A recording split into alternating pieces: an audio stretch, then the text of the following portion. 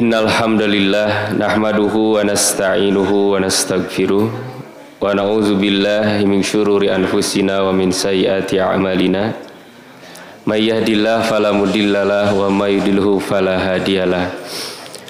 Asyhadu an la ilaha illallah wahdahu la syarikalah wa asyhadu anna Muhammadan abduhu wa rasuluh alladzi la nabiyya ba'dah, amma ba'du. Ikhwatu iman, jemaah salat subuh yang sama-sama mengharapkan ridho dan maghfirah Allah Subhanahu wa taala. Tidak terasa kita sudah masuk di 10 malam hari terakhir ya di bulan Ramadan. Di mana di 10 malam hari terakhir itu ada hadiah besar untuk bulan Ramadan dengan diturunkannya Lailatul Qadar, yaitu malam kemuliaan. Jadi kalau diistilahkan lari maraton 300 meter Pak, kantun 100 meter deui urang teh bade finish gitu. Maka kadang janten kebiasaan di urang mah. Lompatnya tarik mimiti gitu. Berat gitu kan, 100 meter tarik ke 200 geus melempem. Teu nepi kadang nepi ka akhir mah. Coba we tinggal masjidnya. Nambih wangi dan nambih ngelegaannya Bu. Semakin ada kemajuan kan Sabtunya. Kemarin ya kaum muslimin yang pertama bulan Ramadan itu datang berjubel ya. Padahal sebenarnya apabila mendekati 10 malam hari terakhir, maka di situ semangat kita terhadap bulan Ramadan ini harus semakin bertambah. Dan disitulah bukti daripada keimanan seseorang. Bahkan Rasulullah SAW menyampaikan jaminan pengampunan dosa untuk orang-orang yang man shoma Ramadana imanan wahtisaban. Ghufira lahu ma taqaddama min danbi. Ada lagi man qoma Ramadana imanan wahtisaban. Ghufira lahu ma taqaddama min danbi. Saumnya mendatangkan ampunan untuk dosa kita yang telah lalu. Kemudian qiyamnya juga mendatangkan ampunan untuk dosa-dosa kita yang telah lalu. Ditambah lagi man qoma lailatul qadri. Nah ini. Barang siapa yang berdiri di waktu tepat malam Lailatul Qadar, ghufira lahu ma taqaddama min danbi. Jadi awal kalimatnya menggunakan kata man menunjukkan siapa saja. Tidak terbatas. Tidak terbatas untuk para nabi, tidak terbatas untuk para sahabat. Siapapun yang mereka mensifati dirinya sebagai alladzina amanu. Maka bulan Ramadan ini benar ketika disebut sebagai syahrul maghfirah, bulan yang mendatangkan ampunan. Ampunan yang pertama Allah berikan jalannya melalui saum yang kita laksanakan. Ada jalan lagi untuk memotivasi. Siangnya saum, malamnya silahkan qiyam, silahkan berdiri melaksanakan sholat tarawih. Ada jaminan juga ampunan dosa-dosa kita yang telah lalu. Nanti mendekati akhir harus tetap dijaga dengan penegasan man qoma lailatal qadri imanan wahtisaban ghufira lahu ma taqaddama min danbi. Sebenarnya dengan hadis yang kedua saja man qoma ramadana itu sudah cukup. Barang siapa yang berdiri di waktu malam bulan Ramadan diampuni dosa-dosa yang telah lalu. Tapi kenapa ditambah dengan man qoma lailatal qadri? Karena ini sebagai motivasi Bapak Ibu, bahwasannya mendekati akhir di bulan Ramadan, di situ kita harus menunjukkan kesungguhan kita. Mereka tinggal di diri orang teh. Wal akhiratu khairul laka minal ula. Wal akhiratu khairu wa abqa. Bisa terlihat kecintaan kaum muslimin terhadap akhirat dan dunia itu terjadi di bulan Ramadan. Karena sekarang kalau melihat fenomena sosial dan budaya di bulan Ramadan, akhirnya Ramadan itu semarak bukan karena nilai-nilai ibadahnya Bapak Ibu. Ya. Tapi kadang lebih kepada nilai-nilai duniawinya. Dah kajenting teu taraweh daripada tinggalan diskon di geria mah gitu kan. Jangan salah we ngulibok di ditu. Ai taraweh imam pirage 30 menit, bacana rada panjang saeutik, ambakna luar biasa. Tapi ngurilingan pasar baru ayeuna rek 3 jam ge, wah tara komen. Silahkan Bapak Ibu mengambil pakaian-pakaian untuk persiapan di hari raya, karena Rasul tuh menyampaikan libasul khair, pakaian yang baik. Tapi di kita berubah menjadi libasul jadid, pakaian yang baru. Mun ustaz dan nu baik teh nu baru teh tah kitu ibu-ibu mengawalarna teh. Ya ayeuna. Silakan, tapi tidak boleh terlalu berlebihan. Upami ieu mah bade hoyong meser anggoeun oge. Pami tiasa mah saat acan lebaran tos meser. Tapi kadang kirang modelnya Pak Rusti. Rusti mah. Kayak nu anyar gitu kan. Ya. Termasuk kegiatan buka bersama sekarang. Kamarana ieu teh nya salat tarawih teh. Oh, ternyata upami ibu nguriling ayeuna Kota Bandung. Tempat-tempat kafe-kafe, wah itu berjubel anak-anak muda melaksanakan kegiatan buka bersama. Namun kadang mereka melaksanakan saum tapi meninggalkan sholat. Maghribna henteu da ngobrol teh. Isana henteu da ngobrol teh. Komo tarawehna mah bablas moal abi mah buka bersama di ditu maghrib, di ditu isya, insyaallah ka bumi bade taraweh. Kadang kuat dina niat hungkul. Geus euih ka bumi mah nya. Kaburu wareg, kaburu tunduh keun bae sunat ieu. Engke we subuh, subuh berat akhirna mah saur ge kadang hoream kan. Nah, ini kuat iman dirahmati Allah Subhanahu wa taala. Maka berdasarkan sumber-sumber dan riwayat-riwayat yang sahih tentang Lailatul Qadar ini menjadi terbagi dua. Yang pertama, Lailah Al-Qadar yang diturunkan oleh Allah Subhanahu wa taala karena bertepatan dengan diturunkannya Al-Qur'an. Ini paling banyak yang diterangkan oleh Allah Subhanahu wa taala melalui ayat-ayat. Yang pertama, Quran surat Al-Qadar ayat 1 sampai dengan 5. A'udzubillahi minasyaitonirrajim. Bismillahirrahmanirrahim. Inna anzalnahu fi lailatul qadar. Sesungguhnya kami menurunkan hu-nya itu kepada Al-Qur'an. Fi lailatul qadar, pada malam kemuliaan. Wa ma adraka ma lailatul qadar, dan tahukah kalian apa itu malam kemuliaan? Lailatul qadri khairum min alfi syahr. Malam kemuliaan itu lebih baik daripada 1000 bulan. Tanazzalul malaikatu, pada saat itu malaikat turun, warruhu fiha, dan Jibril juga ada di dalamnya, biidni rabbihim, atas izin Tuhannya, min kulli amrin, terhadap segala urusan, salamun, keselamatan, hiya hatta matla'il fajar, sampai dengan waktu fajar.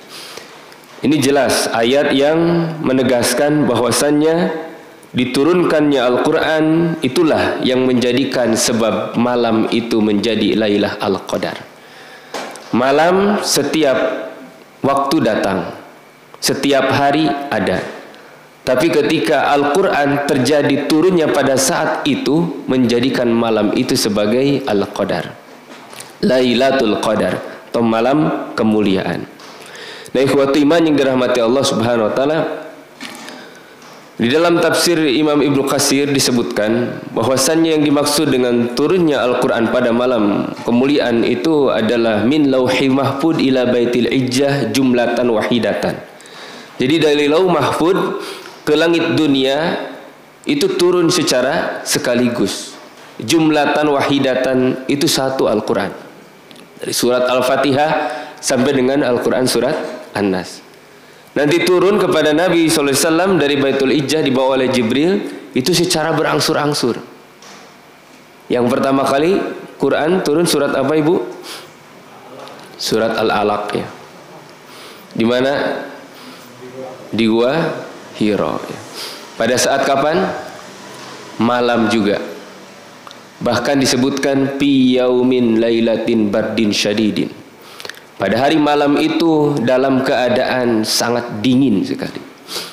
Maka Al-Ustaz Aceh Jakari dalam bukunya Fatwa-Fatwa Ramadan menyebutkan surat Al-Alaq itu pula ketika diturunkan kepada Rasulullah SAW adalah malam Lailatul Qadar bertepatan dengan bulan Ramadan. Dari 1 sampai dengan 5. Nah, ikhwatu iman yang dirahmati Allah Subhanahu wa taala, yang pertama ini karena sebab Quran kurun malam itu menjadi Al-Qadar, malam yang agung. Yang kedua, di Al-Qur'an surat Ad-Dukhan ayat yang ketiga. Inna anzalnahu fi lailatin mubarakatin. Sesungguhnya kami menurunkan Al-Qur'an pada malam yang diberkahi.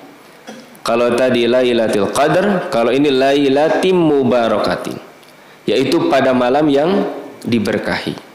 Jadi Quran surat Ad-Dukhan memberikan sifat yang lain. Tidak terbatas Al-Qadar yang agung, tapi juga Mubarakatin. Sebagaimana datangnya bulan Ramadan, kata Rasulullah SAW, qad ja'akum syahrul Ramadan syahrun mubarak. Telah datang kepada kalian bulan Ramadan, bulan yang diberkahi. Kan Ramadan tiap tahun ge sumping ka Rasulullah. Di Mekah berapa tahun? Kalau dalam keadaan diangkat menjadi Nabi dan Rasul, 13 tahun. Ramadan itu datang. Tapi syariat Ramadan kapan terjadinya? Setelah Rasulullah SAW 2 tahun hijrah. Baru turun itu perintah ibadah saum. Kata Imam Ibnu Katsir, "Hadza masyru'an min zamanin Nuh, summa nasakhallahu fi Ramadan." Saum ini sudah disyariatkan dari mulai zaman Nabi Nuh. Fi kulli syahrin salasata ayyamin. Di setiap bulan itu ada kewajiban bagi kaum terdahulu melaksanakan saum selama 3 hari. Yang kita mengenalnya apa, Bu? Ayyamul Bid. Tanggal berapa? 13, 14, 15. Tapi ini kemudian disempurnakan dengan ibadah di bulan Ramadan saumnya. Esok diulang-ulang kok abdinya bilih hilap deui. Upami dihitung secara matematik 3 kali di setiap bulan kali 12 berapa, Bu? 3 kali 12 36. Ramadan sebat we genap 30 hari, berarti benten sabaraha dinten? 6 hari kan? Nah, untuk menyempurnakannya kata Rasul, man shoma Ramadan summa itba'an sittan min Sawwalin pakana siyamud dahar. Mentos beres som Ramadan sok paju Sawalna genap dinten. Maka itu seolah-olah dia saum selama 1 tahun. Sebagaimana umat-umat terdahulu sami itu. Kan orang mah dihijikeun dina sasasih gitu kan. Kalau dulu pikul syahrin. Nah, Ramadan itu kata Rasul menjadi berkah karena pada saat itu ada kewajiban ibadah saum. Kan kadang jadi salah ngamaknaan berkah teh. Pada mal di kantorannya jantan PNS, alhamdulillah Ustaz upami lebaran teh abi masuk berkah margi kunaon muhun gaduh THR cenah tah gitu. Gaduh gaji ke-12 nah gitu. Berkahna kadinya. Pemilu icalan di pasarnya alhamdulillah nuju Ramadan mah nya icalan teh marema nah gitu. Nah naik omset kadinya berkahna teh kan. Alhamdulillah Ramadan teh ibu gaduh gamis anyar, mukena anyar, berkah cenah abdi mah. Itu kan apa keberkahan itu? Al barakatu subutul khairi ilahiyyin fi syai'in. Berkah itu adalah ketetapan Allah Subhanahu wa taala terhadap sesuatu. Adanya ketetapan Allah Subhanahu wa taala kepada sesuatu, baik itu kepada waktu, kepada tempat. Maka di situ kalau ada ketetapan syariat, di situ akan ada suatu keberkahan. Jadi upami Ramadan hoyong berkah mah ngalaksanakeun saum Ramadanna, ngalaksanakeun tarawehna, ngalaksanakeun tadarusna, zakat fitrahna dilakonan, nembe kenging berkahna. Dia mah dagang payu tapi bari teu puasa tapi tetap nyebat alhamdulillah cenah berkah icalan teh. Amal kaing barokah tuh pameh gitu. Sama malam pun terjadi datang setiap waktu. Tapi kemudian ketika bertepatan dengan diturunkan Al-Qur'an, ada ketetapan kebaikan dari Allah Subhanahu wa taala, maka malam itu menjadi lailatim mubarakah. Itu malam yang penuh dengan keberkahan. Ditambah lagi keterangan yang jelas berkaitan dengan diturunkannya Al-Quran pada bulan Ramadan, itu di Al-Quran surat Al-Baqarah ayat 185. Syahrul Ramadan alladzi unzila fihi al-Quran hudal linnasi wa bayyinati minal huda wal furqan. Bulan Ramadan, bulan yang diturunkan Al-Quran padanya sebagai petunjuk bagi manusia, keterangan-keterangan petunjuk itu dan pemisah di antara hak dan batil. Jadi ikhwat iman yang dirahmati Allah Subhanahu wa taala, inilah di antara ayat-ayat yang menjelaskan bahwasanya Al-Qadar yang pertama maknanya berkaitan dengan Al-Qur'an yang diturunkan oleh Allah Subhanahu wa taala. Berbeda dengan catatan di dalam tafsir Imam Al-Maraghi.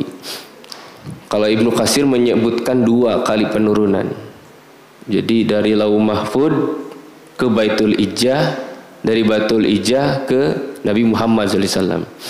Ibnu Katsir menyebutkan dari mulai pertama dari Allah Subhanahu wa taala diturunkan ke Lauh Mahfud, kemudian dari Lauh Mahfud baru diturunkan kepada Nabi Muhammad SAW. Sebenarnya sama.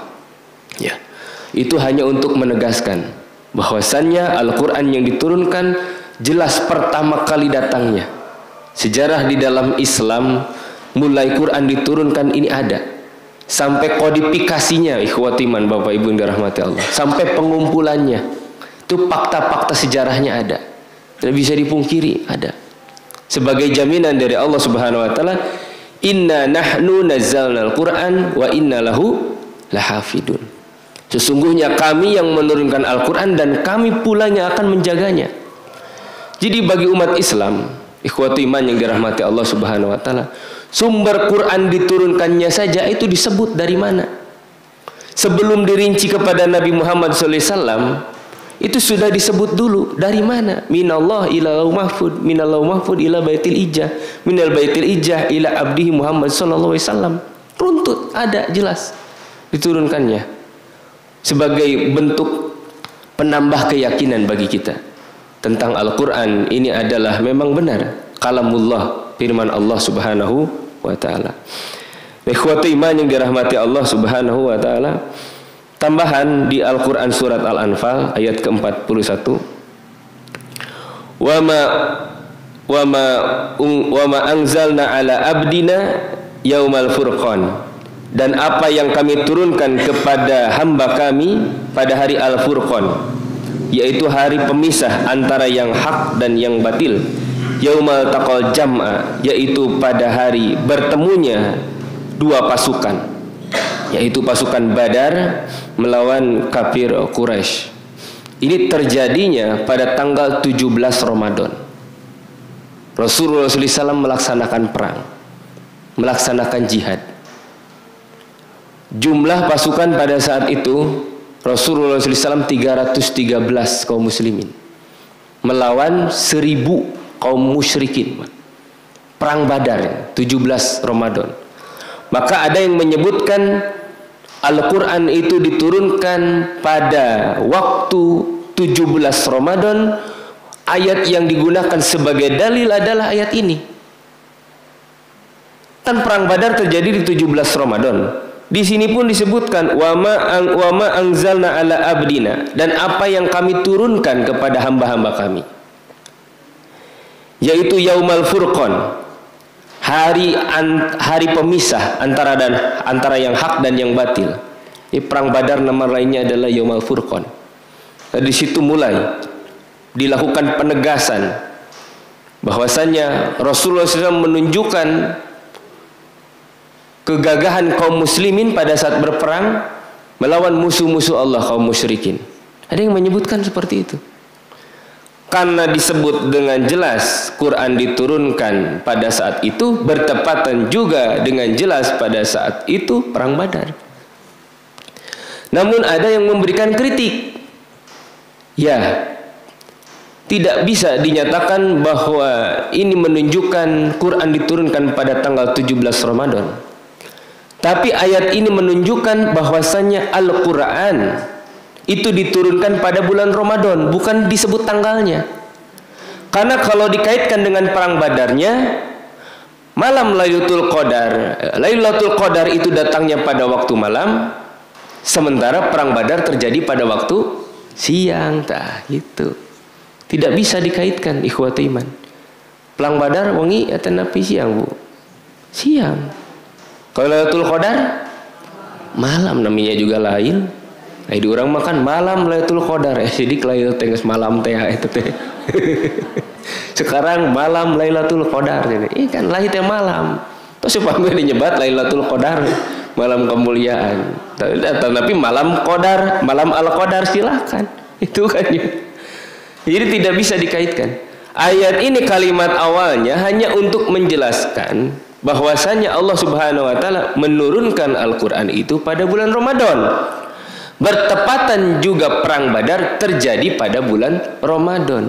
Tidak ada hubungannya dengan tanggal terjadinya. Nah, ikhwati iman yang dirahmati Allah Subhanahu wa taala, demikian surat Al-Qadar menegaskan bahwa turunnya Al-Qur'an itu pada malam Lailatul Qadar, pada malam yang agung. Quran surat Ad-Dukhan menguatkan dan menjelaskan bahwasanya turunnya Al-Qur'an itu pada malam yang diberkahi. Ayat yang terdapat di surat Al-Baqarah menunjukkan Al-Quran itu terjadi diturunkan pada bulan Ramadan. Quran surat Al-Anfal menunjukkan bahwa turunnya Al-Quran itu pada hari di mana Allah Subhanahu wa taala memberikan kemenangan kepada pasukan Badar di Quran surat Al-Anfal ayat 41. Coba ibu nuju saum di piwarang perang. Ya. Ibu bapak-bapak masjid Raja Persi GBIJ saw Rasul itu perang Badar. Kumaha tuh ya Rasul nuju leuleus kieu cenanya. Nuju ngaleleh sok ayeuna perang Badar kan ya. Berat tidak, Bu? Wah, sangat berat ujiannya. Tapi dalam Quran surat Ali Imran itu pada saat itu Allah Subhanahu wa taala memberikan pertolongan yang luar biasa untuk kaum muslimin. Yang pertama, memenangkan Rasulullah SAW dan para sahabatnya di Badar dengan bisalah sati alafin minal malaikah, dengan diturunkan 3.000 malaikat. Tambah lagi wa khamsati alafin minal malaikah, tambah lagi pertolongannya ada 5.000 malaikat yang diturunkan. Sampai peristiwa Badar ini terjadi peperangan antara kaum Quraisy dan kaum muslimin. Ada orang-orang kafir Quraisy yang setelah perang Badar mereka masuk Islam. Ya, kemudian menceritakan, aku belum pernah melihat seorang manusia yang begitu lihai mengangkat pedang, melempar tombak, ya, menarik busur panah kecuali di perang Badar. Saha itu teh. Itu siapa yang memberikan pertolongan? Itu adalah malaikat-malaikat Allah Subhanahu wa taala. Nah, ikhwatu iman yang dirahmati Allah Subhanahu wa taala. Kemudian selanjutnya malam Al-Qadar yang terjadi pada setiap bulan Ramadan. Nah, sekarang banyak berseliweran ini pernyataan dari para asatid ya, dari orang-orang yang menurut saya kurang bertanggung jawab dan tidak teliti membaca dalil-dalil yang mengatakan bahwa Lailatul Qadar tidak turun lagi kecuali satu kali. Pada saat Al-Quran diturunkan pada bulan Ramadan sudah tidak turun lagi. Itu hanya terjadi satu kali katanya. Berarti mereka tidak membaca beberapa dalil yang Rasulullah SAW memberikan perintah agar kita mencarinya. Nah, pada setiap bulan Ramadan Rasulullah SAW memberi perintah kepada kita untuk mencari malam Lailatul Qadar dengan 3 amal. Ikhwati iman. Yang pertama, melaksanakan i'tikaf. Berarti i'tikaf dilaksanakan berapa hari, Bu? 10 hari. Mulai masuk kapan? Sebelum masuk waktu maghrib. Itu sudah datang, sudah hadir. Keluarnya kapan? Keluarnya kapan? Karena mencari malam Lailatul Qadar, kalau waktu subuh sudah selesai, sudah bisa boleh keluar. Waktu subuh. Kan mencarinya malam. Lailatul Qadar ayah tuh berang, Bu. Ya alhamdulillah, ini di sini ada program kegiatan itikafnya. Ayah Agilang tuh sahadi dia. Wawannya. Kedah ngalaman iya bapak-bapak. Saat ini sana tak acan ngalaman ya. Kayak abi dia jelaskan dalil nanya. Alhamdulillah abi ge ngalaman sampai 2 kali, Bu. Ngomong pami lebet Ramadan teh, aduh jadwal tarawih teh sok pinuh dugikeun ke akhir. Kajabi ditolak itu 10 malam terakhir ngiringan itikaf itu. Tapi sok ditodon ditembakan ngajadwal teh gitu tah. Yang pertama itikaf. Kalau berat, yang kedua iltamisuha fi asri awakhir min Ramadan. Dengan ahya'uhul lail. Kalau berat, cari di 10 malam hari terakhir di bulan Ramadan dengan menghidupkan malamnya. Jadi menghidupkan malam di sini ini alternatif yang kedua setelah itikaf. Ahya'ul lail itu. Silahkan. Amal yang paling utama tadi di awal disebut.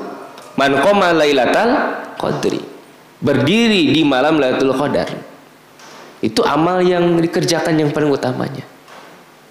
Atau 10 hari terakhir ugah tiap ongi berat dikurangan deui ayeuna. Nu katilu piwitriha. Pada malam-malam ganjil. Berarti sabarata? 2 hiji, 2 tilu, 25, terus 27, 29 ya.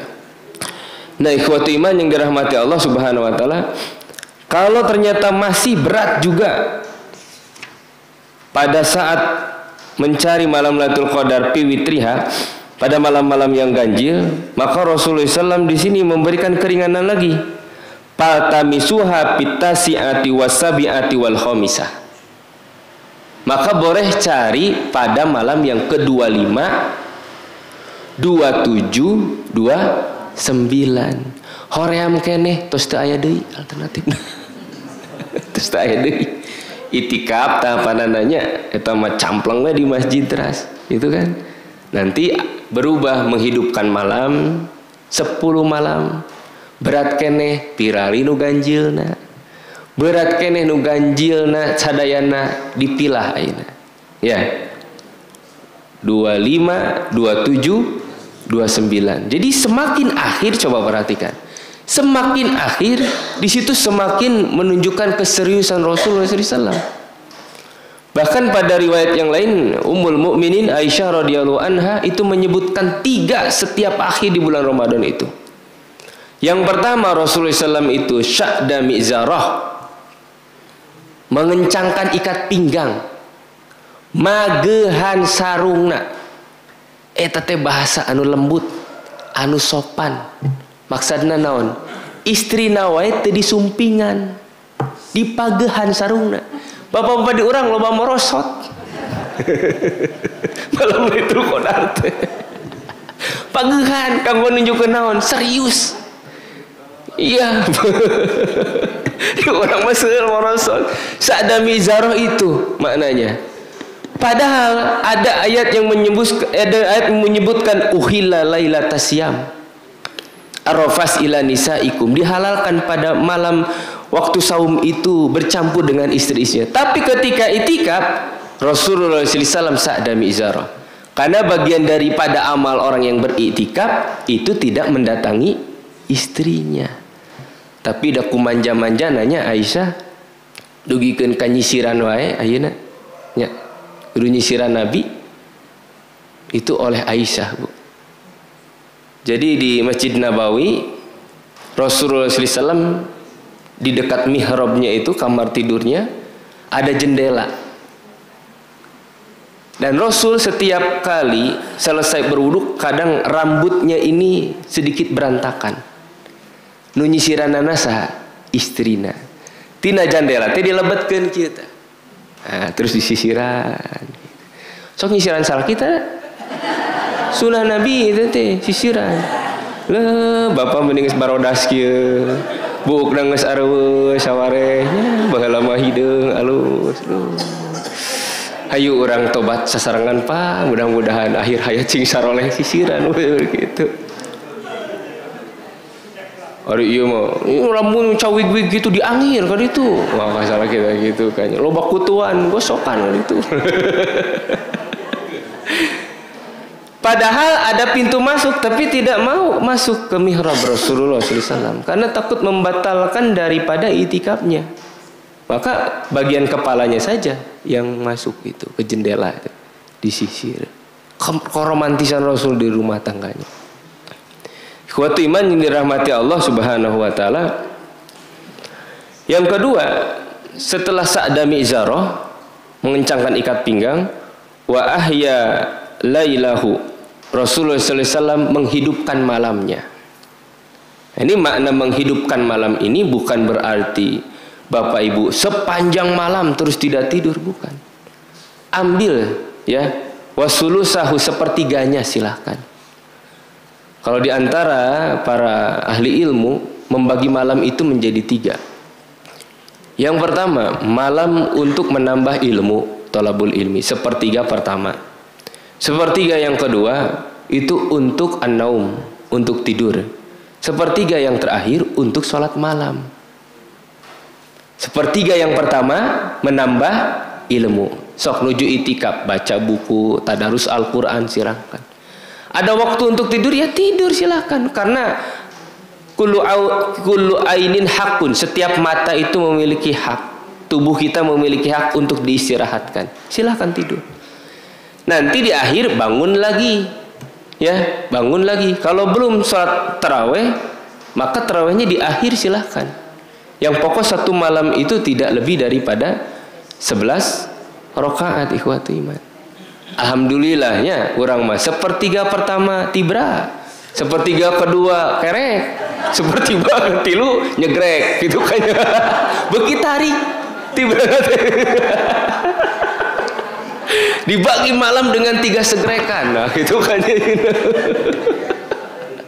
Masya Allah ya. Ini membagikan malam, Bu. Nispahu awing kusminhu auzid alaihi, Quran surat Al-Mujammilnya. Itu kan ada pembagiannya. Tidak harus sepanjang malam gitu kan. Karena memang ada riwayat yang sahih tentang seorang yang melaksanakan qiyamul lail di waktu malam sepanjang malam. Ada. Dan Rasulullah SAW menegur dia. Ada lagi orang yang saum sepanjang siang, tidak pernah ada waktu dia berbuka. Ada lagi yang membujang seumur hidup, tidak mau menikah. Iya. Datang kepada Aisyah, menyampaikan amal mereka. Ada Rasulullah SAW di situ, Rasul marah. Rasul marah. Kata Rasul, tidak ada orang yang paling takwa kecuali diriku. Tidak ada orang yang paling dekat kepada Allah kecuali diriku. Ana qiyamul lail wa ana annama. Saya melaksanakan salat malam, saya pun tidur. Ana asuma wa ana uftira. Saya saum, saya pun berbuka. Saya mengalami masa lajang, saya pun menikah. Sampai kemudian keluar pernyataan an-nikah sunnati man raghiba sunnati falaisa minni. Itu seluruhnya tidur, kemudian salat malam, saum, kemudian berbuka, masa lajang kemudian menikah, itu sunnah-sunnah Rasulullah SAW. Barang siapa yang meninggalkannya, maka bukan bagian daripada sunnahku. Maksudnya sepanjang malam melaksanakan qiyamul lail. Alhamdulillah ada orang malain sepanjang malam qiyamul lail tanya. Sepanjang malam tibra tadi teh gitu. Sok atuh butina satahun ayeuna. Piraku teu tiasa ngorbankeun 10 malam. Dan itu pun ada waktu untuk kita tidur. Kalau tidak bisa di waktu witirnya silahkan. Witir tidak seluruhnya pun sudah disebut tadi, minimal 25, 27, 29. Kan wayahna lamun Lailatul Qadar 2 hiji berarti teu kenging. Iya. Hakikatnya adanya malam Lailatul Qadar kemudian dirahasiakan kapan datangnya.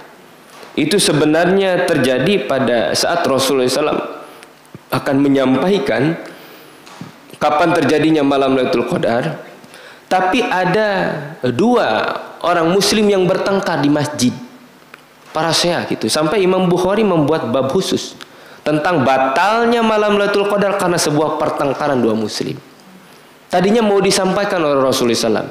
Ini datangnya kapan?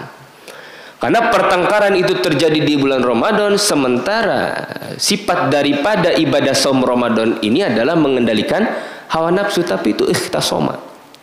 Supaya ada yang menyebutkan pertengkaran di tempat mana saja, maka di situ hilangnya sebuah keberkahan. Jangan sampai terjadi di masjid saja yang tadinya lailatim mubarakatin ini mau disampaikan, malam yang berkah ini tanggalnya mau disebut, karena ada yang ikhtasoma, di situ ada yang bertengkar, maka dibatalkan beritanya. Tempat yang menjadi pertengkaran di situ cabut keberkahan. Di bumi minang akuna mending paseana. Minang akur mending pasea ya.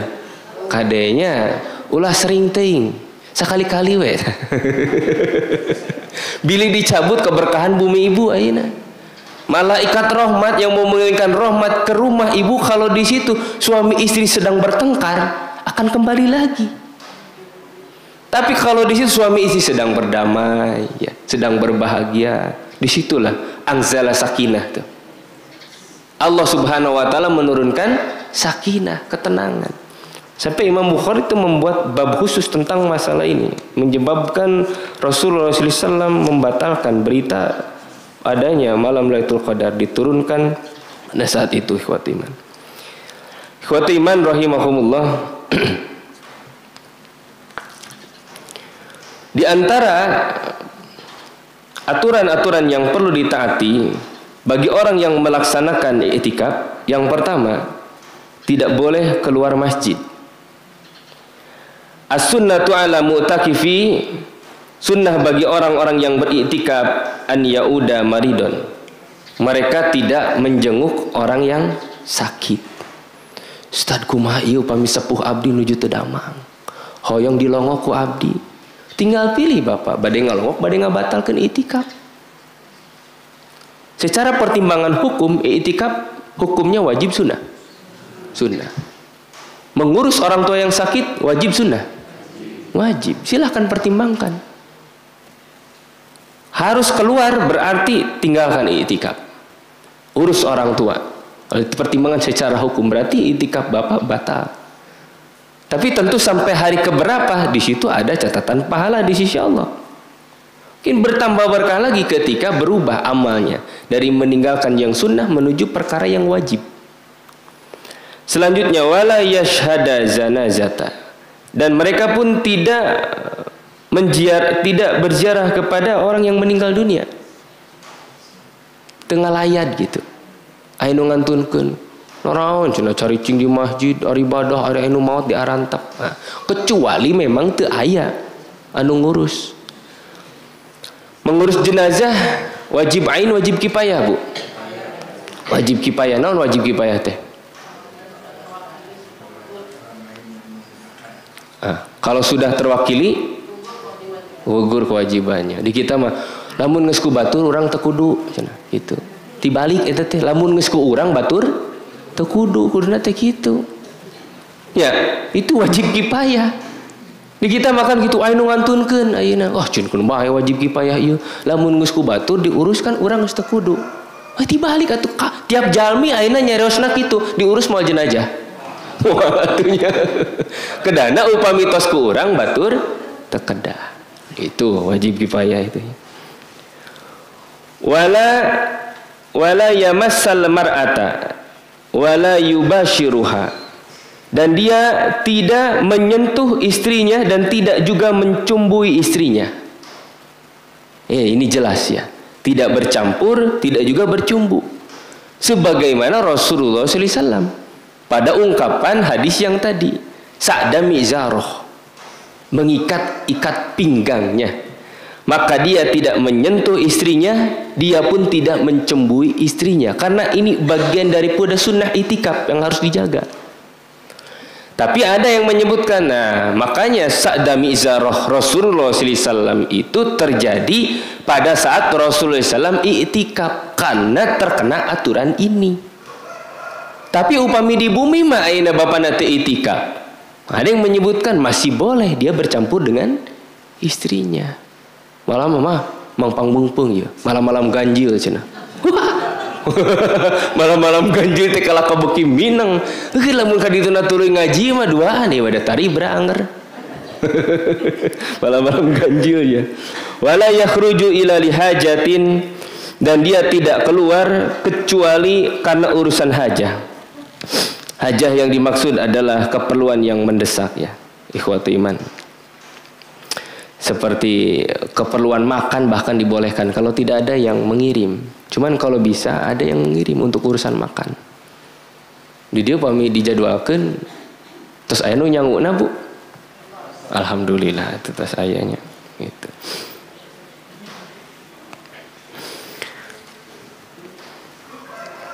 Wala i'tikafa illa bisaumin, dan tidak ada i'tikaf kecuali dilaksanakan bagi orang-orang yang saum. Wala i'tikafa illa fi masjidil jami, dan tidak ada i'tikaf kecuali dilaksanakan di masjid jami. Maksudnya di masjid yang di situ ada pelaksanaan ibadah Jumat. Jadi yang sedang tidak saum tidak bisa i'tikaf. Mengambil tempatnya pun harus tempat yang di situ dilaksanakan ibadah Jumat. Ikhwatu iman yang dirahmati Allah Subhanahu wa taala. Pada riwayat yang lain berkaitan dengan i'tikaf Rasulullah SAW dalam hadis Bukhari dan Muslim, ini bagian dari perkara yang perlu bapak-bapak ya ketahui ya. Dari Aisyah radhiyallahu anha qalat, dia berkata, kana Rasulullah sallallahu alaihi wasallam, keadaan Rasulullah sallallahu ya'takiful asyra awakhir min Ramadan. Rasulullah sallallahu senantiasa beriktikaf di 10 malam hari terakhir di bulan Ramadan. Hatta tawaffahullahu azza wa jalla, sampai dengan Allah Subhanahu wa taala mewafatkan diri Rasulullah sallallahu alaihi wasallam. Di antara para pensyarah hadis ini, di antaranya ini petunjuk bahwasanya di akhir hayat seseorang kalau sudah terlihat berusia lemah, berusia kasib, puntennya dalam tanda petiknya sebentar lagi mendekati ajalnya, di antara amal yang akan menjadikan dia tergolong kepada orang-orang yang husnul khotimah adalah sebagaimana Rasulullah SAW beramal di bulan Ramadan, menjaga iktikafnya sampai dengan Allah mewafatkan diri dia. Nah, di Masjid Al-Mu'min ayat abi terang upami 10 malam hari terakhir anjeunna sok iktikaf di Masjid PP Persis. Almarhum Pak Tajudin, Tajudin Nur tuh. Itu saya melihat udah beberapa tahun tidak meninggalkan iktikaf sampai dengan wafatnya. Nah gitu. Tapi lain dina hartosnu itikaf wae sekedap diberi maut. Ngomong wae dieu mah. Ieu mah persiapan ieu. Tong itikaf bisa kaburu maut Bapak. Geus tong itikaf di imah we gitu kaca sanes itu mah. Untuk menjaga amal Pak. Di sini istilahnya ungkapannya itu jelas. Hatta tawaffahullahu azza wa jalla. Jadi kesaksian Ibunda Aisyah merekam jejak rumah tangga Rasulullah SAW dan seluruh aktivitas ibadahnya sampai berita ini kepada kaum muslimin, ini diantara salah satu kecerdasan Ibunda Aisyah tuh. Termasuk peristiwa-peristiwa itikaf Rasulullah SAW, Aisyah yang menerangkannya. Bayangkan Bu, upami teu aya Aisyah, peristiwa ibadah Rasulullah SAW itu banyak yang dilupakan. Karena kan Rasulullah SAW menikah berapa kali Bu? Berapa kali menikah? 12 kali. Tapi yang disatukan itu 9. Dari 9 itu yang perawan hanya 1. Ya. Dan yang muda pun hanya 1. Sisanya adalah janda-janda tua. Randa-randa nu kapungkur teu gaduh salaki. Komo aya nu pangsepuhna pisan. Sapertos Saudah binti Zam'ah. Umurnya pun lebih tua dari Rasul. Ya, dia pernah takut kalau ketuaan dirinya ini menyebabkan Rasul menceraikan dirinya. Maka untuk tetap menjadi istri Rasulullah SAW, kemudian Saudah menghadiahkan malam gilirannya ini untuk Aisyah. Janten Aisyah mah digilir 2 wengi. Saudah mah sudah tidak didatangi lagi oleh Rasulullah SAW. Tapi kadang ditemui bukan pada malam giliran, kan tos sepuh teh. Teh tong puntennya tong suudon ka Rasul mah. Rasul mah resepna kanu ngora, kanu kolot mah. Ulah kitu. Sanes. Tapi peristiwa kehidupan Rasul harus direkam. Harus diingat, termasuk peristiwa itikafnya harus diingat oleh istri Rasulullah SAW. Karena kalau urusan-urusan privasi, urusan-urusan pribadi di rumah, yang menerangkan harus siapa? Istrinya. Bila kok enak diterangkan ku istri batur, kan mal bisa. Pemajikan batur mal bisa. Jadi Rasul dibarengi oleh Aisyah, dan Saudah binti Zam'ah pun cerdas. Padahal di situ ada Ummu Salamah di situ. Ya, ada banyak istri-istri yang lain, tapi sudah sama, sudah pada tua. Tidak diberikan hadiah gilirannya ini kepada istri yang sama-sama tua, atau sekanu ngorakeun margi nu ngora mah panjang emutan nana. Tapi rumun tos nini mah kumaha riwayat Lailatul Qadar, duka poho deui cenah tah gitu. Mun kono tos sepuh mah bu ini nih suul hibdi, buruk ingatannya. Kumaha Rasul Lailatul Qadar kan wengi harita jeung anjeun. Ayeuna aduh hilap deui kumanya aduh. Itu kaum muslimin butuh ilmu nak kamana ya cenah. Aduh hilap deui. Tapi ku Aisyah mah bu direkam. Maka peristiwa malam banyak terjadi di Aisyah. Maka Aisyah pun menjadi seorang perempuan dalam perkara menyampaikan aktivitas Lailatul Qadar selalu an Aisyah banyak. Coba tinggal aya kitab hadis namina teh Musnad Ahmad. Kalau kitab hadis itu dinamakan musnad, artinya susunan riwayat-riwayatnya berdasarkan sanad, berdasarkan nama-nama sahabat. Jadi nikmatnya membaca Musnad Ahmad itu, kalau kita ingin mengetahui ada berapa jumlah riwayat hadis yang dihafal oleh Aisyah. Di situ ada an Aisyah, oh sadayana. Ada berapa yang diriwayatkan dari Abu Hurairah, an Abu Hurairah, an Abi Hurairah. Ada berapa dari Anas bin Malik, an Anas terus. Berdasarkan riwayat satu sahabat meriwayatkan berapa jumlah. Dan di antara perempuan yang paling banyak meriwayatkan tentang kehidupan Rasulullah SAW adalah Aisyah. Jadi ini apa istilahnya, ini sumber hukum Islam salah satunya itu ditampung di ibunda Aisyah. Yang kedua, kalau laki-laki itu ada di Abu Hurairah. Mohon maaf ya bu, kadang nih dua sahabat ini yang diserang oleh Syiah tuh, ya Aisyah, Abu Hurairah tuh. Kenapa diserang? Dalam menus diserang, digugurkan, ya sumber hukum-hukum Islam tertutup, sudah tidak ada lagi. Nah, mereka bersyahadatnya juga wa asyhadu anna Abu Bakrin wa Umar wa Hafsah wa Aisyah binar. Saya bersaksi bahwasanya Abu Bakar, Umar, Hafsah dan Aisyah di dalam neraka. Saha eta teh? Abu Bakar sareng Umar sahana Rasul. Mertuana eta teh, bukan lagi sahabat, mertua. Ari Hafsah sareng Aisyah sahana Nabi. Istrina sik aya mitoha jeung pamajikanana dinarakakeun oleh orang-orang Syiah itu. Luar biasa ikhwati. Ini peristiwa ini pun Aisyah menyaksikan Rasul tidak pernah meninggalkan i'tikafnya sampai dengan Allah Subhanahu wa taala memanggil Rasulullah sallallahu alaihi wasallam, mewafatkan Rasulullah sallallahu alaihi wasallam. Nah, ikhwati iman yang dirahmati Allah Subhanahu wa taala.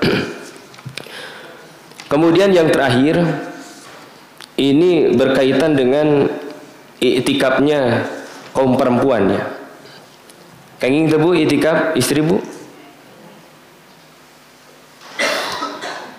Dari Aisyah radhiyallahu anha masih i'tikaf ti Aisyah deui. Abi luar biasa ini ngariwayat-riwayat tentang i'tikaf. Ti Aisyah deui, ti istri nu sanes nu mana gitu kan. Dari istri yang lain mana? Karena memang itu diantara berkahnya diri Aisyah oleh Rasulullah SAW dinikahi itu. Jadi kenapa? Mohon maaf, memang secara tarikh usia 9 tahun sudah dinikahi. Tapi belum dicampur oleh Rasulullah SAW. Itu dinikahi lebih dulu karena Allah Subhanahu wa taala Maha mengetahui ini perempuan yang sangat cerdas. Bilih di dia ya. Aya nu gaduh sifat-sifat Aisyah. Dina ngapalkeun teh alah. Bu, cepet jeung kuat di hafalanana. Insyaallah nya ibu-ibu di dieu nya. Insyaallah. Tapi lain karena Quran, karena kesalahan salaki tah. Kuat eta mah. Nu tahun 80 inget keneh 2023 ge. Ahli sejarah tetesan Aisyah gitu. Kuat iman dirahmati Allah, ini sama dari Aisyah. Karena Rasulullah SAW, keadaan Rasulullah SAW ida arada an ya'takifa, apabila Rasulullah SAW hendak beriktikaf, sholal fajr, maka Rasulullah SAW sholat subuh terlebih dahulu. Summa dahola mu'takifahu, kemudian Rasulullah SAW masuk ke tempat iktikaf beliau. Nah, ini diantara riwayat yang menganjurkan dibolehkannya setelah subuh itu masuk. Tapi nanti di riwayat yang lain dibolehkannya sebelum waktu maghrib. Jadi bisa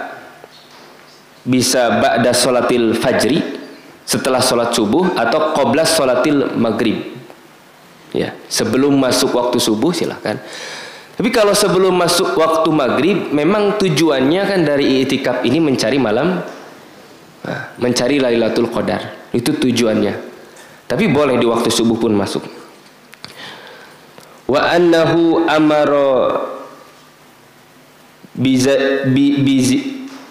bihibain paduribal lamma aradal i'tikafa.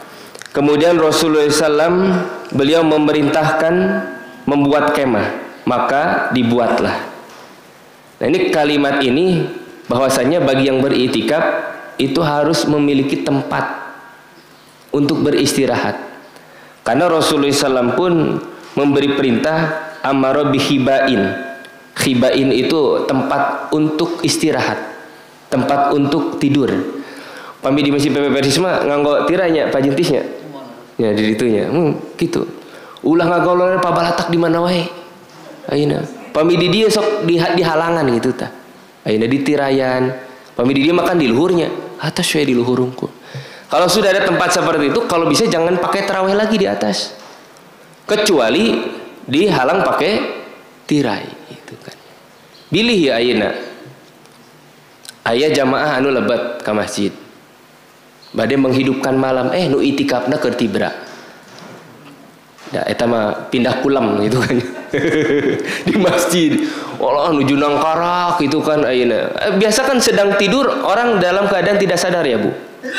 Kadang acukna teh nyingsat gitu bujalna katinggal. Tidak boleh nampak. Dalam keadaan tidur seseorang harus bisa menjaga auratnya. Makanya dalam Islam itu ada istilah ghurfah. Ghurfah itu adalah tempat seseorang bersembunyi di dalam tidurnya. Karena ketika orang tidur dalam keadaan sadar, mohon maaf, ada hal-hal yang itu bisa menjadi aib bagi diri dia. Sok gagaro kannya. Gagarona kan tara kakontrol ka mana wae. Girisi kok ditu girisi ka dieu kan. Nuhun sok. Ayeuna. Kumaha tos aduh tos sarapuh mah nya Bu ayeuna. Makanya Rasul melarang kalau seseorang bangun dari tidurnya mencelupkan tangannya ke tempat bejana yang dia akan gunakan untuk berwudu. Jadi ieu gentong cai. Upami tos kulem teu kenging dikobok. Kunaon teu kenging dikobok? Bisi kantos gagaro bujur katel. Gitu kan. Kadinya engke najisna lebet, bilih ieu mah nya katel abi mah ieu ge. Contona ge gitu kan. Bilih kadinya lebet. Itu Rasul larang. Terlebih dahulu diciduk pakai gayung, cuci dulu tangannya. Ulama gada bahwa karena itu tidak boleh itu. Itu makanya itu ada ghurfah. Ini berkaitan dengan i'tikafnya.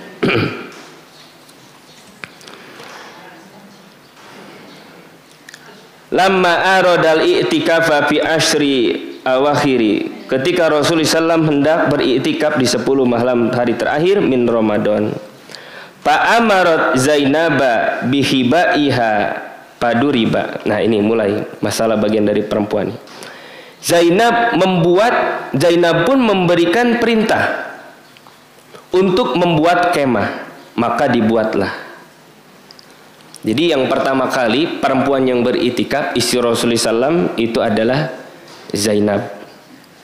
Ini Zainab binti Jahsy. Wa amarat ghairuha min azwajin Nabi sallallahu alaihi wasallam bi khibaiha paduriba. Maka kemudian istri-istri Nabi yang lain pun membuat kemah-kemah, maka dibuatlah. Jadi caroge ieu nyendak tenda pasang. Rasulullah SAW Zainab anu ngawitan kahiji istri nu sanes ge geuning Zainab ge masang tenda ngiringan we. Itu kan ya. Nah, belum selesai Bu, belum selesai. Palamma shalla Rasulullah sallallahu alaihi wasallam fajra nadzara faida ahbayatu faqala abiru yuridna. Kata Rasulullah SAW ketika selesai beliau melaksanakan sholat fajar, ia melihat tampak kemah-kemah. Kena cenah itu masang hiji jadi jeleg loba kieu saha itu tah. Itu keur ngaringkuk aya di jero tah. Itu tanya ya. Maka Rasulullah SAW berkata dengan kalimat luar biasa. Ini pertanyaan sebenarnya.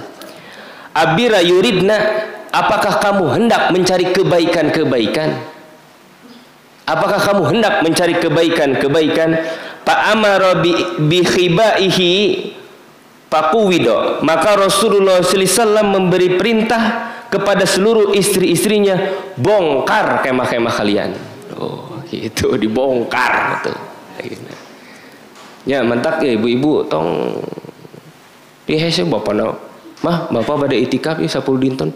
Aduh ai mama sahur jeung saha. Nyali rawe sahur mo sapanjang tahun gejeng bapak tuh tuh puasa 10 dinten ieu malam terakhir. Pamajikan gitu mah pangkekeun we heula lah. Heuh bade itikaf diceklan kieu kan. Juga nu bade perpisahan ka mana gitu kan ya Bu. Atuh mun tiasa masuk ayeuna nya tiasa ku ibu dikintunan. Karena ini ada satu riwayat tentang Rasulullah SAW mengantarkan istrinya untuk pulang setelah mendatangi itikaf Rasulullah SAW. Itu boleh silahkan. Nah, jadi upami di dia bapak-bapak tos marasang tenda, ibu tok yang ngiring. Kayak upami ngiring Pak bongkar. Nah, gitu ya. Maka dibongkarlah di situ. Kata Rasulullah. Wa tarakal i'tikafa fi syahri Ramadan hatta i'tikafa fil ashil awakhiri min Syawalin. Maka kemudian beliau Nabi sallallahu alaihi wasallam itu meninggalkan, kemudian Rasulullah SAW itu memberi perintah agar mereka meninggalkan i'tikaf mereka di bulan Ramadan. Sampai dengan kemudian Rasulullah SAW memberi perintah kepada mereka untuk menggantinya di 10 hari terakhir di bulan Syawal. Tapi ini redaksi yang terakhir. Ini bagian daripada riwayat yang disual atau diinkar berkaitan dengan i'tikaf di bulan Syawal. Tapi yang sudah menjadi ittifaq para ulama adalah 10 malam hari terakhir. Dan bagi perempuan-perempuan dianjurkan untuk tidak melaksanakan i'tikaf. Tapi dalam hadis riwayat Imam Muslim ini yang terakhir masih dari Aisyah. Ini terakhir ya Bu. Punten Bu, masih yang terakhir ini. Ini saya membaca sampai tuntas masalah i'tikaf perempuan. Ini yang terakhir masih dari Aisyah. Tuh ti Aisyah deh. Luar biasa ya. An Aisyah radhiyallahu anha, semoga Allah meridhai kepadanya, anna Nabi sallallahu alaihi wasallam kana ya'takiful asyra awakhir min Ramadan hatta tawaffahu Allah azza wa jalla. Kata Aisyah, Nabi sallallahu alaihi wasallam beriktikaf di bulan Ramadan sampai Allah mewafatkannya. Summa takafa ajwajuhu min ba'dihi. Kemudian setelah wafatnya Rasulullah SAW, kemudian istri-istri beliau melaksanakan iktikaf. Tuh. Iraha iktikaf nate? saparantos Rasulullah SAW ngantunkeun nembe istri-istrina iktikaf. Mun bade iktikaf berarti ngantosan buat yang ibu tipayun bapak terakhir atau nabi bapak terakhir ibu tipayun sami wae kan ya. Nah ini ya. Nah summa i'tikaf ajwaju, kemudian istri-istri Nabi itu beriktikaf setelah Rasulullah SAW tidak ada. Itu. Ikhwatu iman yang dirahmati Allah Subhanahu wa taala. Maka dari gabungan dalil di atas dapat diambil kesimpulan bahwa iktikaf bagi perempuan memiliki beberapa syarat, antara lain tidak meninggalkan kewajiban yang lebih besar bagi mereka, yaitu mengurus rumah tangga dan anaknya, terutama keperluan suaminya. Maka ketika beban ini sudah tidak ada, kemudian mereka melaksanakan iktikaf. Jadi ibu-ibu pahala bulan Ramadannya paling besar itu ada di mana? Di rumah. Kalau beban itu sudah tidak ada, maka ibu-ibu boleh melaksanakan iktikaf. Tapi engke ngantosan carogena kalau berdasarkan riwayat Imam Muslim, bukan menunggu kewajiban itu sebenarnya ibu-ibu yang dirahmati Allah. Tapi ada hal-hal yang memang bagi perempuan ini harus dijaga, kehormatan perempuan, kemuliaan perempuan, aurat perempuan itu. Ya. Ikhwati iman yang dirahmati Allah Subhanahu wa taala, demikianlah yang bisa disampaikan. Mudah-mudahan ini menjadi ilmu nafi'an, ilmu yang bermanfaat, wa amalan mutaqabbalan. Diambil dari kitab Risalah Saum karya Kiai Haji Wawan Sofwan Solehuddin, anggota Dewan Hizbah ya beliau. Tidak ada pertanyaan? Cukup. Aqulu qouli hadza wa astaghfirullah li wa lakum. Assalamualaikum warahmatullahi wabarakatuh.